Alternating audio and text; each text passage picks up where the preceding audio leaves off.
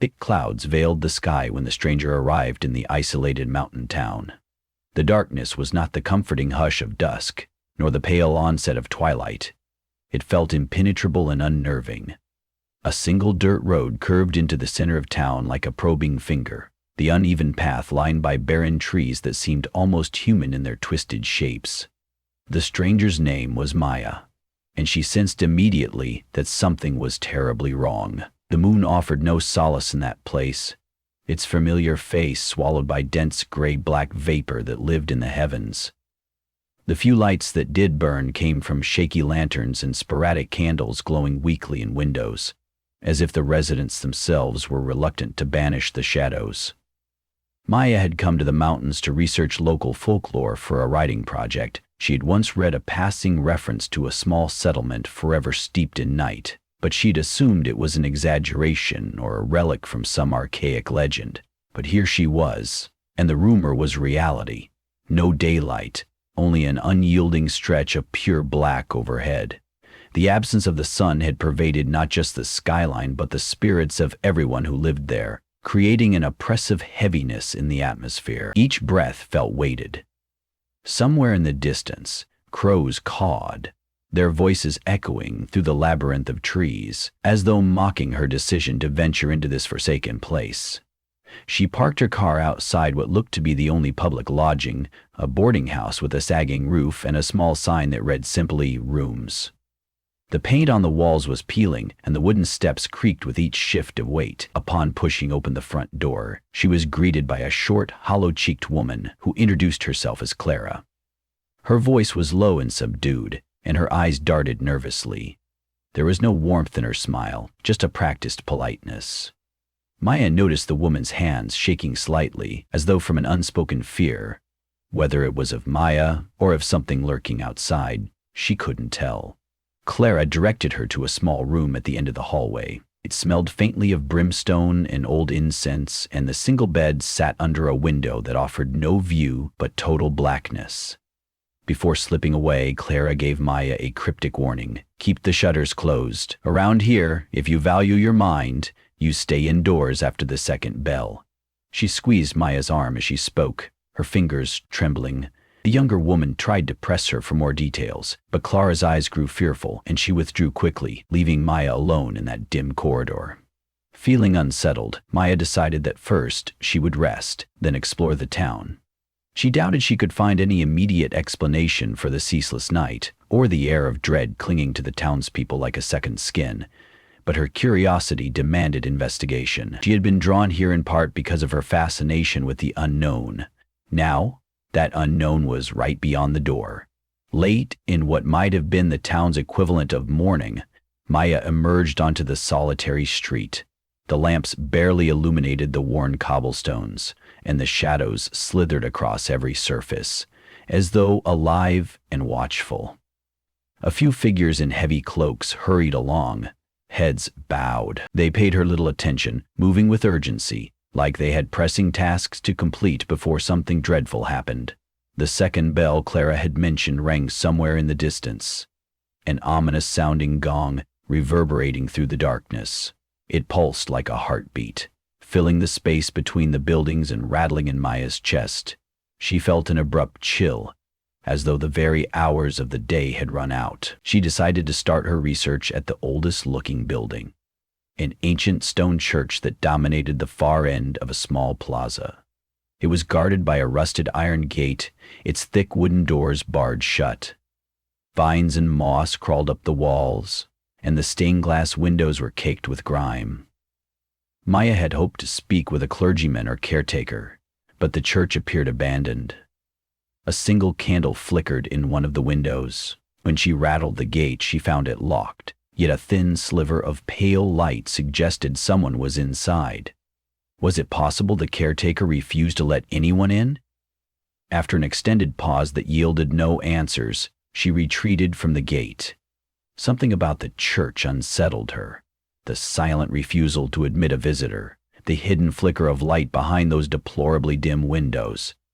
Everything in this place seemed calculated to repel newcomers. Seeking information, Maya approached a shapeless figure rushing by. a young man in a black coat whose face was partially hidden by the thick scarf he wore. "Excuse me," she said gently, "do you know who tends the church? Is there a pastor here?" He stared at her with sunken eyes, profound darkness pooling in his irises. "No pastor," he mumbled. "They keep the doors shut. Best not to ask questions." Then he jerked away as if the contact had burned him, his footsteps echoing urgently down the street. Maya stood still for a long moment, heart pounding. The man's voice, the brief emptiness in his expression, it signaled more than fear. It signaled a quiet acceptance of something horrifying. She wondered whether the entire town was resigned to a collective fate they believed could never be altered. With little daylight, if it even existed, Maya realized she had no solid sense of time. She paused by the local store, which was lit by a single oil lantern hanging from its front awning.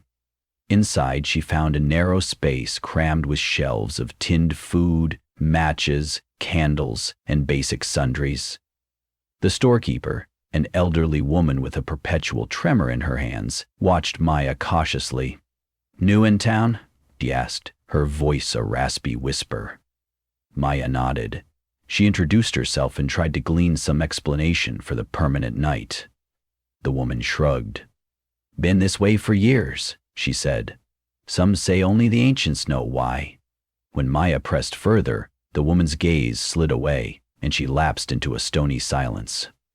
With an apologetic flush, she rang up Maya's purchase of a flashlight and extra batteries. It occurred to Maya that the shop held a curious abundance of archaic items: candles, lanterns, oil, and far fewer modern conveniences. Almost as if the town was stuck in a different era. Clara was waiting for Maya when she returned to the boarding house. The second bell had rung again, and the corridors were even more shadow-choked than before. "I heard you've been asking questions," Clara said quietly. "First rule around here is you don't pry, not if you want to keep your wits." She glanced nervously down the hallway, motioning Maya to step inside the small dining area. Only a single electric bulb glowed overhead, and it flickered uncertainly in the gloom. "Look, I know you're curious, but it's better if you don't get involved," she said. "People here are devout." She lowered her voice. "They have certain beliefs, certain practices.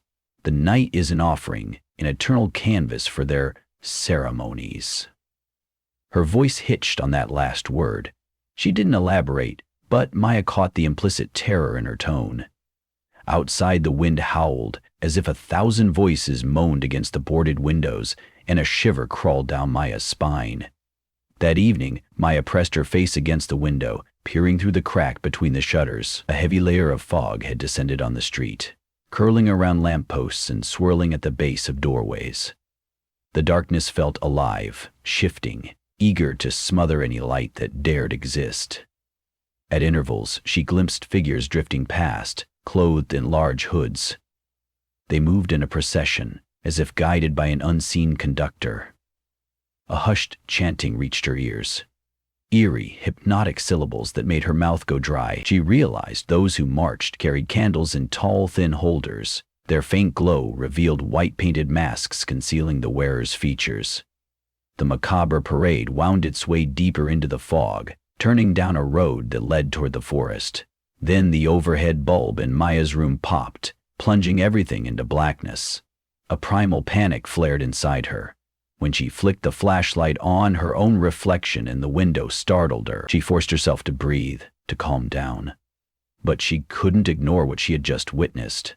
A secret gathering under the veil of permanent night. Rumors were swirling in Maya's mind.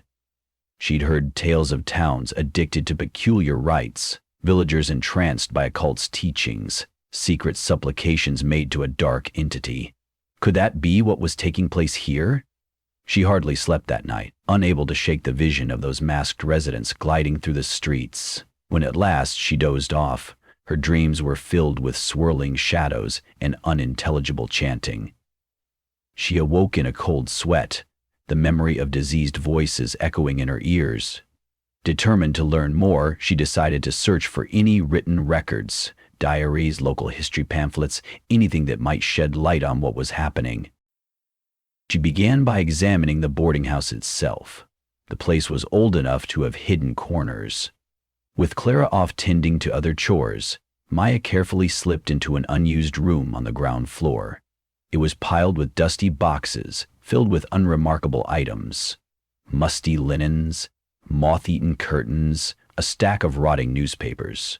But behind a loose board in the corner, she found a small book with a tattered leather cover. Dust covered its surface in a thick layer, and the pages crackled with age. The handwritten text inside was barely legible, but certain phrases jumped out instantly. The Eternal Covenant, blood, moonless nights, arrangement with the Ancient One. Maya's pulse quickened. Someone in this town had recorded details of bizarre, likely sinister customs.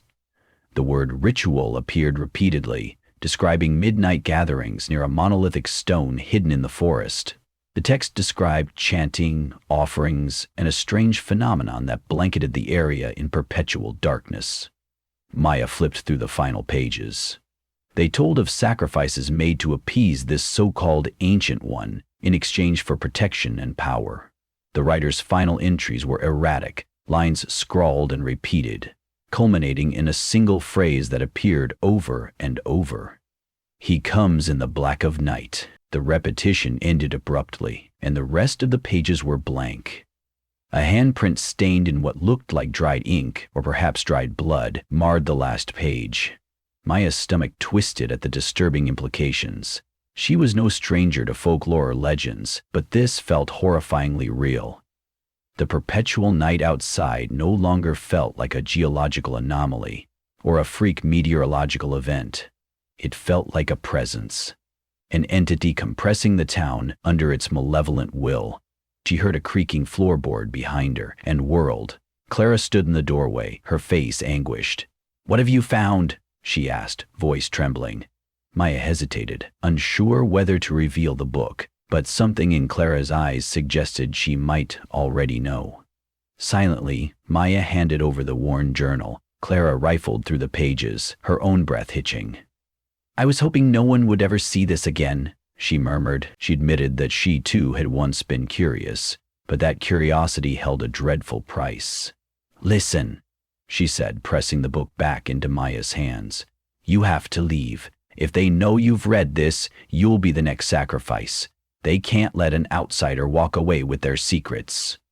Before Maya could ask more, a powerful crash rumbled from outside.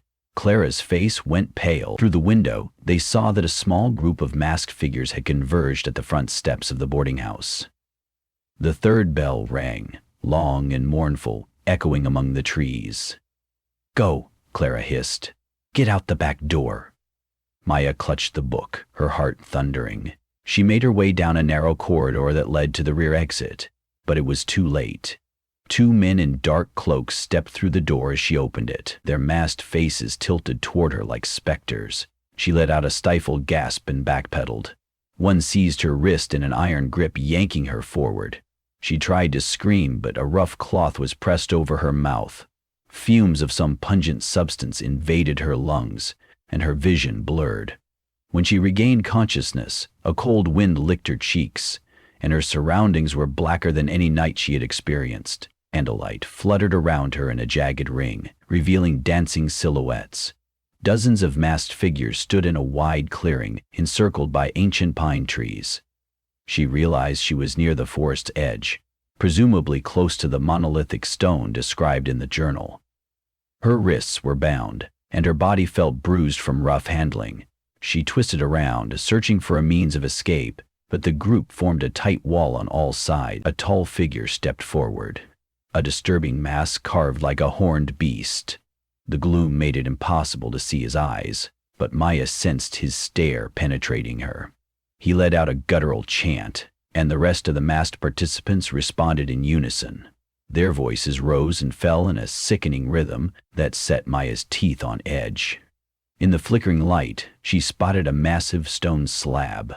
Bowls were set upon its surface, brimming with thick crimson liquid. The stench of copper saturated the air. Maya's stomach lurched. This was not a simple ceremony. This was something primal and cruel. She recalled the notes from the journal. Sacrifices, appeasing an ancient one. The monolith that demanded tribute to keep the darkness absolute. Panic surged. Were they planning to spill her blood to maintain this cursed midnight? Ricocheting adrenaline fueled her determination. She tugged against her bindings, to no avail. The chanting swelled, and the tall figure turned toward her. A glint of a knife shimmered in his hand.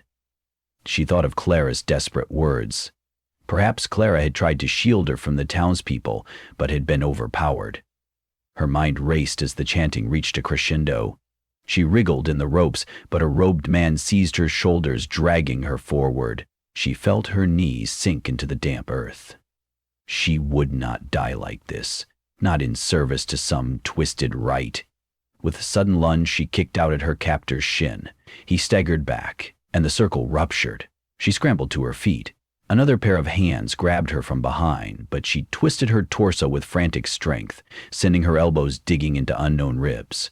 At last she tore free, stumbling away from the ring of candlelight. The figures lurched after her. Branches whipped her arms and face as she pelted into the dark of the forest. The ground was uneven, covered in sharp rocks and slippery moss. Her heart hammered, each pulse a countdown to potential oblivion. She had no idea where she was going, but anywhere away from the clearing seemed the only option. Behind, she heard the crash of feet, the hissed cadence of chanting that refused to fade. Her lungs burned from exertion, but she kept going, blindly navigating the trees in near total blackness. The bound rope on her wrists scraped her skin, raw with every movement. She thought of the journal's final words, "He comes in the black of night." She wondered how literal the threat was. Time lost meaning. She might have run for minutes or hours. The darkness was absolute. At last, she found a rocky overhang, a place where a slab of stone jutted outward, forming a shallow cave. Gasping for breath, she stepped beneath it and sank to the ground. Her heartbeat thundered in her ears. Nevertheless, she worked her numb fingers against the rope, eventually loosening it enough to slip her hands free. Blood trickled from fresh scrapes on her wrists. She closed her eyes, straining to hear footsteps. But the forest was eerily silent, save for the wind rattling dead branches overhead. For a moment, she allowed herself to believe she'd lost them. Then a new sound drifted through the trees, a soft chant, slower and more insidious than before, as if resonating through the marrow of the forest. She jolted to her feet once more. She knew she couldn't stay hidden forever. They would search every shadow. Filled with renewed urgency, she scrambled away from the overhang. The chanting grew in volume, accompanied by faint torchlight flickering through the trunks. In the distance, she glimpsed shapes weaving among the pines. She turned and ran, forcing her weak legs onward, pushing branches aside. The underbrush parted, revealing the slope of a road. Her car had to be near the boarding house, though she wasn't sure how far the clearing was from the main part of town. She dashed downhill, half sliding on the moist leaves and loose gravel. She stumbled onto a familiar stretch of path. This was the same dirt road that led into the town. Relief washed over her. If she could just make it back to her car, maybe she could force her way past whatever blockade they had in place, or even flee on foot if the car proved inaccessible. An urgent hush pressed down from all sides. It felt as if the darkness itself had a pulse, had eyes, had tight, grasping fingers. She inhaled deeply, ignoring her racing heart, and guided herself by memory and the faint shape of the trees against the unearthly sky. She almost cried out when she spotted her car's outline. Near it stood a single lamppost sputtering out a sickly light. The parking lot was empty, and the door to the boarding house was wide open, the windows shattered. She prayed Clara had evaded capture somehow. Gathering all her courage, Maya yanked open her car's door, slid behind the wheel, and turned the ignition. At first, the engine sputtered as though resisting. She turned the key again, coaxing it desperately, pushing the accelerator. Finally, the engine roared to life. She cast a nervous glance at the open building door. No movement. Yet she could feel the watchers, sensed the presence of robed figures. The chanting was faint but unmistakable, drifting through corners of the night. Time to go. Heart in her throat, she pressed the gas pedal, the car jerking forward over the gravel. She realized the main route out of town snaked along cliffs prone to rock slides. In the dark, that path might be impassable, but she had no alternative. She prayed the way was clear, or at least not fully obstructed. The only guiding beacon was the car's headlights cutting a small wedge of sight through the blackness. Trees towered on either side, their skeletal branches reaching overhead as if to entrap her. Her mind flashed to the journal's monstrous references. Was there truly an entity that fed off the night and demanded sacrifice? If so, was it chasing her now? She accelerated around a tight curve, and the headlights revealed a mass of boulders spilled across the road. She slammed on the brakes, the tires skidding on loose stones. Her heart pounded so loudly she could barely hear her own breath. For a split second, she thought she saw movement behind the rocks, shadows shifting. She knew the townspeople might have caused a deliberate rock slide to trap her. She reversed, searching desperately for a detour. Another narrower path split off a few yards back, leading deeper through the forest. It offered no guarantee of escape, but she had no choice. The main exit was blocked. With adrenaline surging, she spun the wheel, turned onto that smaller route, and forged ahead. Branches scratched the windows on either side, and the slope grew steeper, the ground slick with moisture. She half expected the engine to fail or the tires to spin out, but somehow the car pressed on. Her thoughts were racing. She needed to get to a bigger road or some vantage point from which she could call for help. But her phone had no signal in this bleak mountain region, and the inhabitants had likely sabotaged any communication lines. Still, she refused to succumb to hopelessness. The carvings, the chanting, the masked rituals, she would testify to all of it once she reached safety. At last, the trees thinned, unveiling a cliff edge overlooking a deep valley. The road wound precariously close to that drop. She slowed to a crawl, her heart drumming. The black horizon stretched outward, no city lights or sign of civilization to guide her. Pale shapes drifted through the sky, perhaps patches of mist or cloud. Then she spotted another lane branching off to the left, and that direction hung lower, suggesting it might loop back to a safer route. With a trembling hand, she turned the wheel. The chanting was gone, at least for now. She felt the car glide smoothly as she descended. Minutes passed. Then she glimpsed what appeared to be the faint glow of headlights far ahead, a sign there might be another outpost or a truck passing through. Hope flared in her chest. She pressed onward, ignoring her exhaustion, ignoring the sense of dread that had fused itself to her bones. She thought of Clara, silently thanking her for providing the chance to flee, promising that she would find help and return for anyone trapped in the vile clutches of that cult. As the glow ahead grew stronger, the mountain road evened out, suggesting she was close to exiting the cursed domain of eternal night. Still, in the back of her mind, Maya sensed that the dark presence would never fully abandon her. The receding gloom felt coiled, like a serpent waiting to lash out the moment she let down her guard. She kept driving, determined not to stop until she was far away. The chanting still haunted her memory, a ghastly echo in the recesses of her thoughts. She tightened her clammy hands around the steering wheel, holding back tears. If she could just make it beyond that next curve, if she could see a hint of pale dawn or even the faintest star, she might believe she was free. Finally, the sky overhead began to morph, an almost imperceptible lightening at the edges of the blackness. Though no sun broke through, the shift was enough to coax her forward. She realized she was winding down a slope that led out of the thick canopy. The shapes of the mountains in the distance grew sharper. The throbbing darkness clung hardest to the crest behind her, as though reluctant to release its prey. But Maya was done being prey. With one last glance in the rearview mirror, she watched the pitch-black swirl of clouds that had swallowed the town. The road ahead was still lonely, still overshadowed by jagged peaks, but it was free of that suffocating gloom. In her reflection, she thought she spotted movement in someone or something in the back seat. A lightning bolt of terror spiked through her nerves. She spun around, half expecting to meet a masked face, but there was nothing, only the battered upholstery and shadows thrown by the clarifying headlights. Nonetheless, she couldn't shake the feeling that the darkness had followed her. Pressing the gas pedal, she pushed her car to gather speed. Her heart thundered, and the memories of robed figures, of old diaries, and of black rituals refused to settle. She would tell her story, she promised herself. Expose the existence of that forsaken place, clutched in an endless night. Even if the world refused to believe, she would hold on to the proof. The worn leather journal lay on the passenger seat, its pages a testament to the gruesome devotions she'd nearly been ensnared by. Ahead, the horizon gradually surrendered to a faint gray.